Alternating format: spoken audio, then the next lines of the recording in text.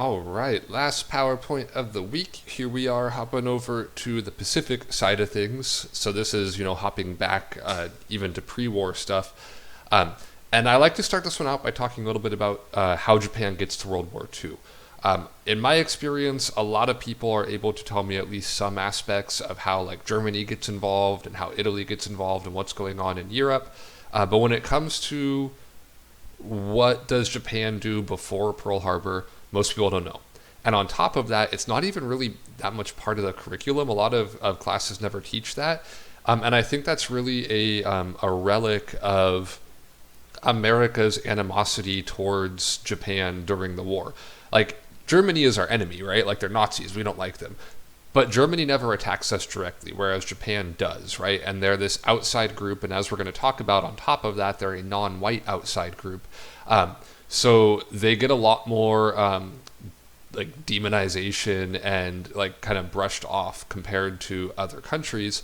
So what we end up with is this narrative of like, and then Japan attacked Pearl Harbor out of nowhere, which is not really the case, right?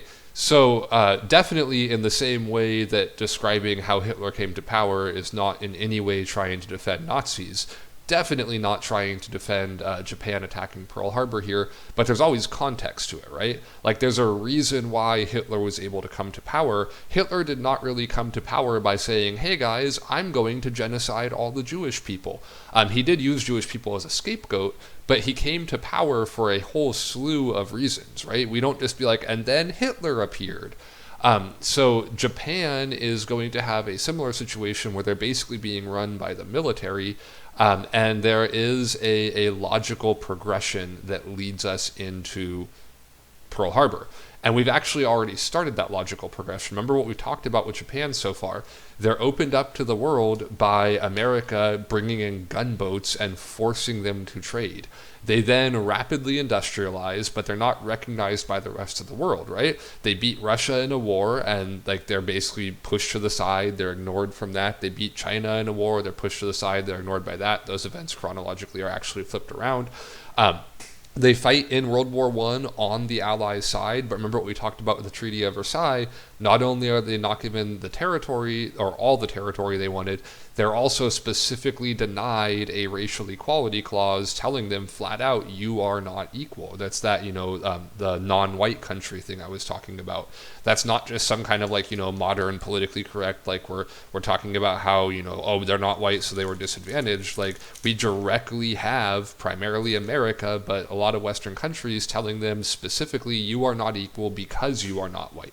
So that's kind of the buildup we have here going into this. So Japan then, in the early 1900s, feels like they got to fight for themselves, right? They're doing a lot of fighting leading up to this. They're fighting China, they're fighting Russia, they're fighting Korea. Well, I mean, they kind of just take over Korea, but same idea.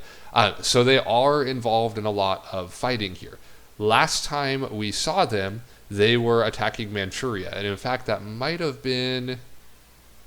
think that's actually my rise of Japanese military stuff that we skipped. So basically in Manchuria, after they took over Korea, Manchuria is this part of northern China that they wanted to take control over. So they faked a bombing attack on one of their railroads and used that as an excuse to invade and take over Manchuria. Well, they want the rest of China now.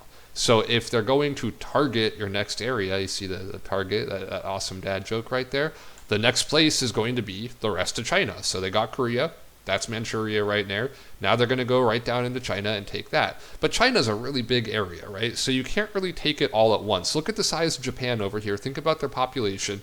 Now think about China's population. There's no way Japan can just roll in one fell swoop take all this stuff.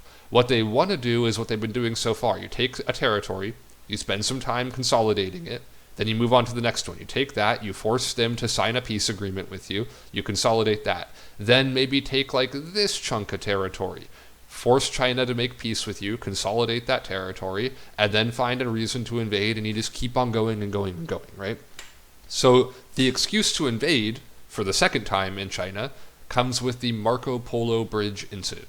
So Marco Polo, of course, is the Italian explorer that was making contact with China way back in the day. So there is stuff named after him over there.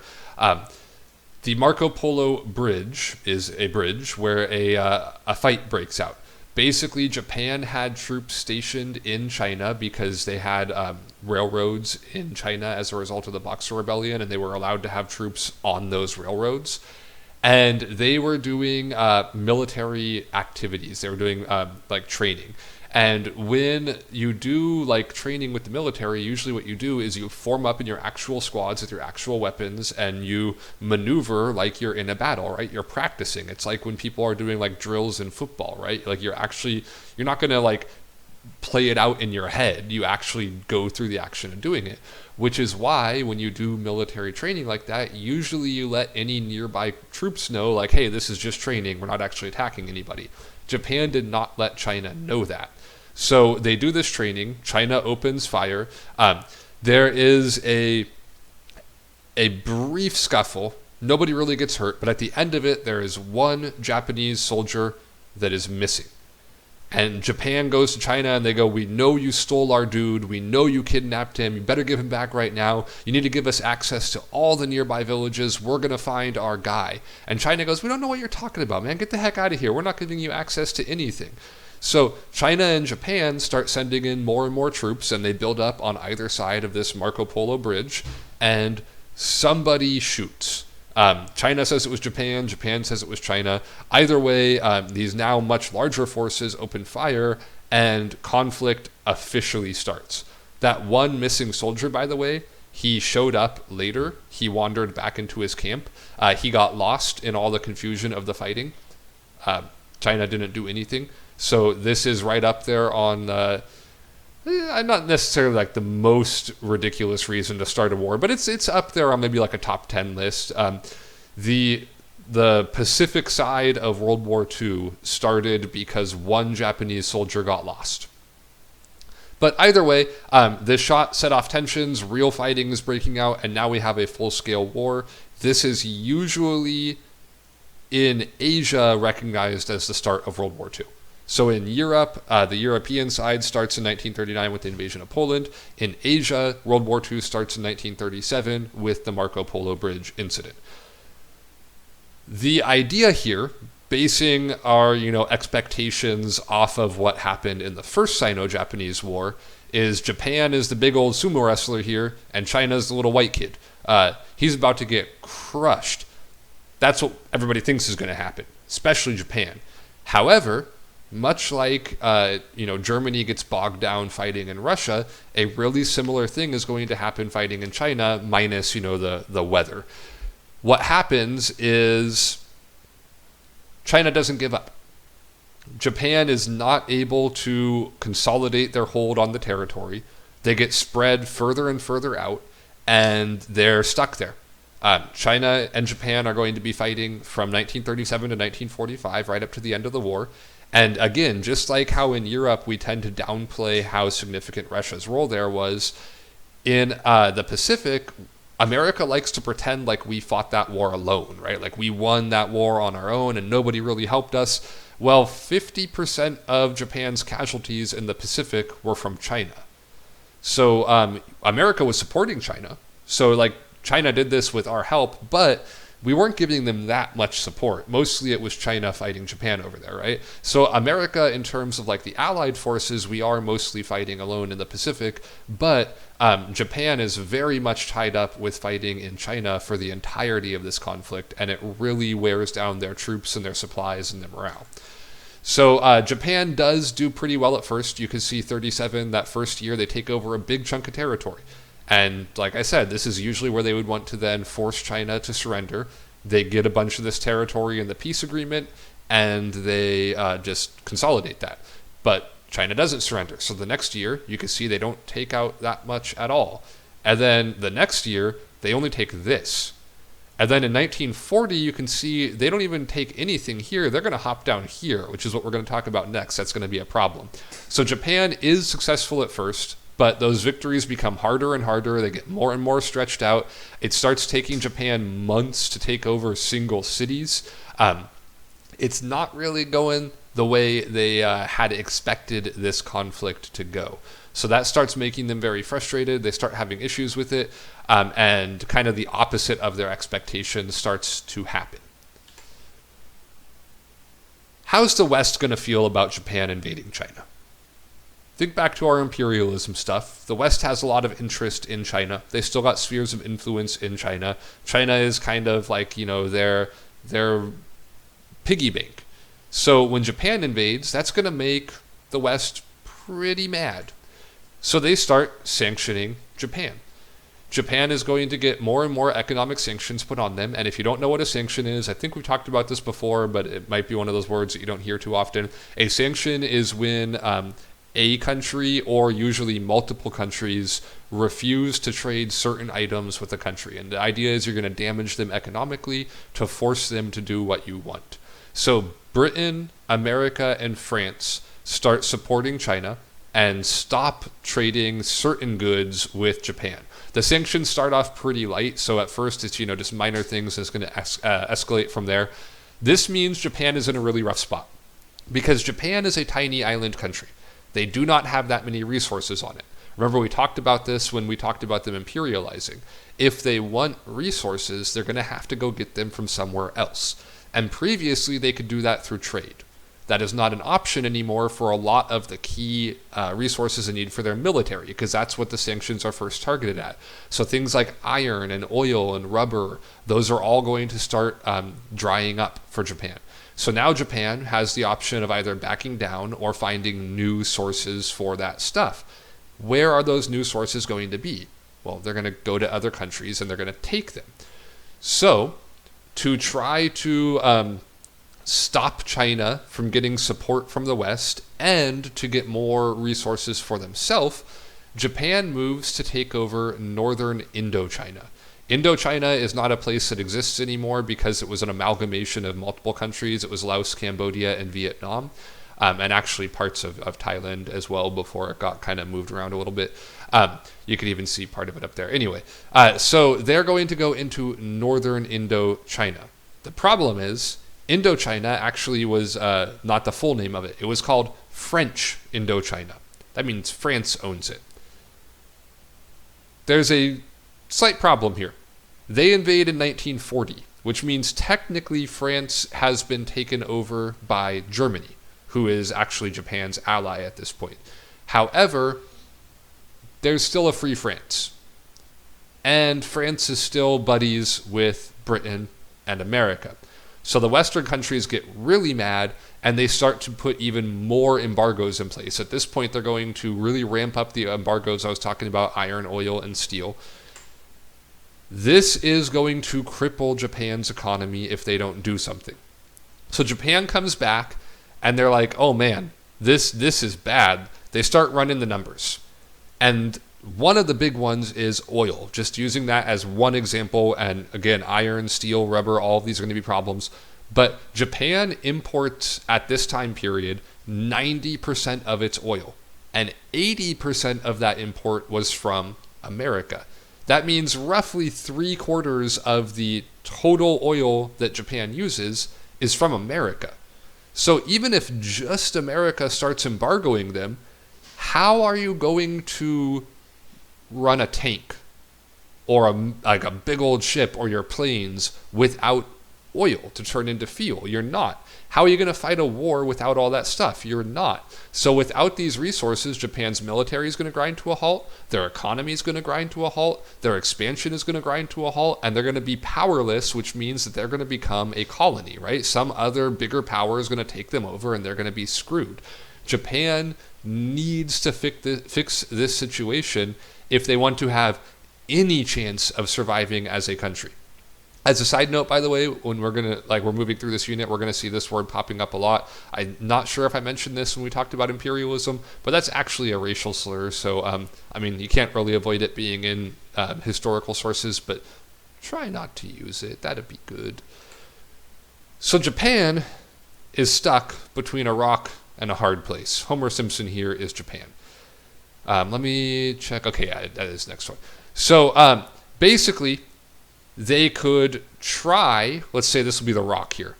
They could try to negotiate with the West to try to get the embargo lifted. But what the West wants is for Japan to back off, right? To leave Indochina, to leave China, to leave Korea, to back off and just stay in Japan. We already know that the West doesn't view Japan as equal, so they're not going to negotiate with them on an equal level, which basically means if Japan goes to negotiation, they're probably going to be forced into some kind of colonial role the same way that China is. That, in Japan's eyes, is not an option, and realistically, nobody wants to be a colony, right? So that's not an option. So let's go over to our hard place. The only other way for them to get resources is to continue expanding. And what is the West going to do if Japan continues to expand? The West is going to get more and more upset, especially America. Japan might not need to worry about Britain and France right now because they're busy in Europe, but they definitely have to worry about pissing off America. So either they negotiate and get screwed over, or they expand and probably end up in military conflict with the West. So they try a couple more times, actually, to negotiate with the West. Basically, they go and they're like, hey, look, we thought that you guys were done with Indochina. Oops, our bad. How about we leave and you start trading with us again? And they say no. So Japan goes and they invade the rest of Indochina. So the Western governments respond by putting a total oil embargo in place on Japan. None of them will trade oil with Japan, and also freezing Japanese assets overseas. So that means if the Japanese business has money in like a U.S. bank, for example, they can't access that money, and the government basically just seizes it. So Japan goes, oh, okay, our bad. We thought what you said was invade the rest of Indochina, when clearly what you said was don't invade the rest of Indochina. Oops, language barriers, right? How about we leave Indochina and you take all that stuff away? And at this point, America counter-offers with something that we are going to insist on for the rest of World War II. That is going to be one of the things we talk about in World War II is like, man, those Japanese just would not surrender no matter what. That is because America demanded unconditional surrender from the get-go. Japan actually tried to surrender multiple times. They just wanted to have like negotiations. They didn't want a Treaty of Versailles situation going on. America demands unconditional surrender from the get-go, and you could see like the start of that here. Basically, Japan goes, all right, we leave Indochina and we stop screwing with that area. In return, start selling us stuff again and stop helping China. And America goes, that's an interesting offer. Here's my counter offer. We go a little bit Pawn Stars here. You leave Indochina, you leave China, you leave Manchuria, you leave Korea, you go back home to Japan, and you sign a treaty that says you will never attack anybody ever again. Japan goes, what? This is that rock in the hard place again. There is no negotiating going on here. So at this point, this is an activity we usually do. We're not going to do it. At this point, Pearl Harbor then is going to be on the horizon. And basically the thought process here is this. We are now moving from 1940 into 1941. Japan has been continuing to crunch those numbers, and they estimate they have about 2 years of oil reserves remaining. If something doesn't change, within 2 years, by mid-1943, they will be completely unable to provide oil to their military machine. So in November of 1941, the military goes, hey, look, negotiations aren't possible anymore. We got this plan. We just made it. That was actually a lie. They had been making the plan since the start of 1941, but they pretended like they just made it. We want to attack Pearl Harbor. And they go to the Emperor, Hirohito. The Emperor, we often pretend like he had no power and no control in Japan, but he had to sign off on Pearl Harbor. Like the military still had to get his approval, so he actually had a decent amount of power still in Japan. And they go to Hirohito and they're like, hey, look, here's what we're going to do. Take out Pearl Harbor. If we take out Pearl Harbor, that's the only way that America could fight us. That's their naval base in the Pacific. If we take out Pearl Harbor, we can do whatever we want in Asia, and America's never going to be able to stop us. So that's another common misconception, I think, with Pearl Harbor. Japan was not trying to invade America. That, like, if they wanted to, they could have taken Hawaii with Pearl Harbor. That's how well it went. What they were trying to do was knock out our fleet. And then they could turn around and go, hey, America, I notice you don't have a navy to fight us with. How about you feel, or what do you feel about, backing off on those embargoes right now? And then they can, take over the rest of Southeast Asia, and nobody's going to be able to stop them because Britain's busy fighting Hitler and America's got no navy to fight him with, right? Another common misconception is that Japan didn't realize what they were doing, how much they were screwing up by fighting America. There were a lot of advisors in Japan, most notably Prince Nobuhito Takamatsu, he's a prince, he's a high-ranking dude, right? He flat out warns the government that if we attack America, maybe we could take out their fleet and make them surrender, but let's, just imagine for a second we don't. Maybe we don't take out their full fleet, or we do take out their fleet, but they don't surrender. 2 years. That's how long we can fight America for. If that fight goes on longer than 2 years, we have no chance of winning. This is a terrible idea. We should not do it. But Hideki Tojo, the leader of the army, was able to convince Hirohito that Takamatsu had no idea what he was talking about, and Hirohito agreed to Pearl Harbor. So the plan here is a surprise attack. They're going to roll, they're going to roll, I've been talking all day, so my throat is kind of giving out. My voice box is not happy with me.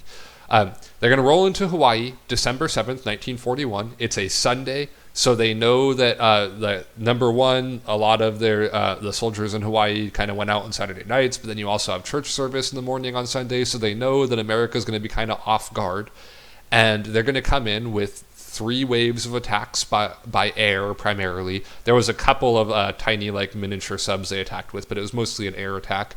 And they were going to take out the Pacific Fleet that was stationed at Pearl Harbor. This is a war crime. The Japanese plan was to declare war immediately before they attacked. That would kind of technically not be a war crime, but it would still be a war crime because civilians were hit during the attack, and there are reports of them being targeted. But due to a decoding and timing error, what actually happened is they attacked Pearl Harbor, and then the Japanese diplomats came in and said, oh, by the way, we declare war on you, so oops. So, attacking a target with civilians and also attacking without a declaration of war, those are both big bad things. So a lot of people in Japan after the war get in trouble for this. But they roll in. Let me double check on this. Because we're not going to have time to watch this video, unfortunately. I'll have to pass that off to U.S. history. So really quick rundown. Basically, they roll in and their attack goes really well for them. They take out a bunch of planes. They make it so basically America can't come in and do a counterattack. The radar operator on duty that morning on America's side screws up, and we are not even ready for this attack at all. There's a problem though. During World War II, the most important ships in your fleet became aircraft carriers. Pre-World War II, that was not true. But during World War II, it was true because, again, Air Force, planes are now a thing, right? If you're in the middle of the ocean, where are you going to launch your planes from? You need aircraft carriers. And if you don't have control of the air, that's a huge tactical disadvantage for you. So it is absolutely vital that you have aircraft carriers. America had 3 aircraft carriers in its Pacific Fleet. All 3 of them were supposed to be at Pearl Harbor that day. By complete chance, they were not.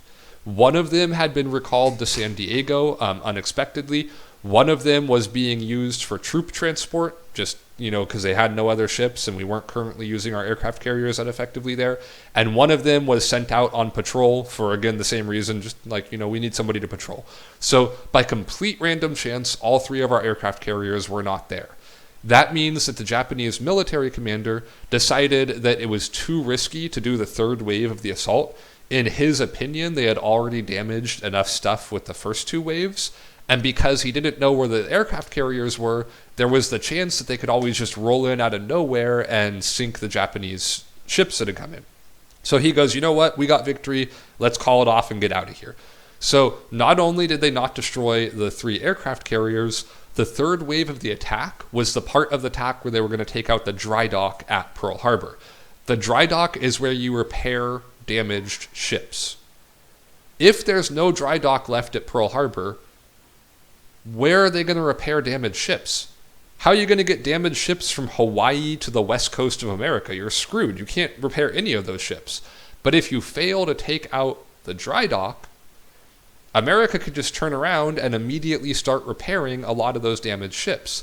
And in fact, by the end of World War II, most of the ships damaged at Pearl Harbor were repaired and back in service. So that's going to be a huge problem for Japan. They did a big old oopsie. Sucks to be them. So that is the start of World War II for America, because obviously we're going to then declare war on Japan, and because Japan is allied with Germany, that means we also declare war on Germany and Italy, and now America has entered World War II. So next week we will talk about how the Pacific goes through, how everything kind of wraps up, and that'll be that. So thank you guys for listening. Have a good weekend. Bye.